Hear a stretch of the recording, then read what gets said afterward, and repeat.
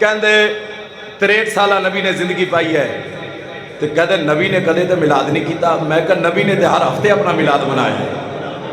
تیرے میرے نبی سوموار شریف کا روزہ رکھ دے. صحابہ نے پوچھا سونے کیوں رکھ دے ہو؟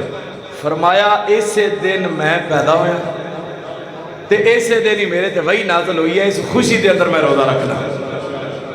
یعنی حضور دے اپنا میلاد ہر ہفتے مناندے ہیں, ہر ہفتے.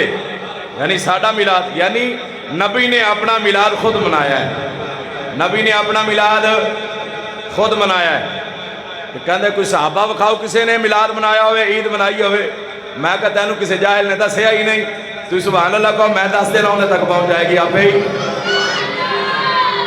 حضرت ابو دردہ کہندے نے بس میں انج کر کے نکلیاں تے آمنہ دے لال میں نظر آ گئے. حضور میں نظر آئے. حضور نے میں اپنے نال لیا, اپنے نال لے کے حضور گئے.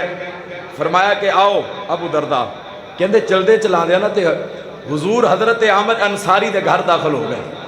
کہندے جدو جا کے ویکھیا تے محفل میلاد تے سجی ہوئی ہے. تے حضرت عامر انصاری پتہ کی آکھی آندے ہیں, آدھے پترانو نبی دا میلاد پہ سکھاندے ہیں.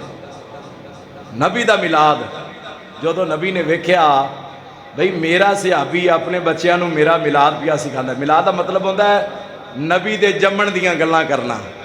نبی دے جمن دیاں گلاں کرنا. وہ سکھا رہے ہیں بھی ساڑھے نبی جدو پیدا ہوئے کہتا سہانا وقت بنیا, کنیاں رحمتہ ہویاں, کنہ کرم ہویا. اللہ دے نبی نے انعام بیان فرمایا.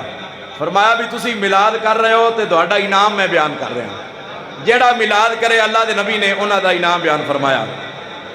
فرمایا اللہ نے دوڑے واسطے اپنی رحمت دے دروازے کھول دیتے ہیں, اور فرمایا فرشتے دوڑے واسطے دعا پہ کر دیں. اے تو انہاں واسطے آ جڑے ادو کر رہے ہیں تو سونے جڑا بعد دے اندر کرے ہوندہ ان کی بنے گا. اللہ دے نبی نے فرمایا جڑا قیامت تک انج کردہ رہے گا, فرمایا رحمتاں دے دروازے بھی کھل دے رہن گے تے فرشتے مغفرت دی دعا بھی کر دے رہن گے.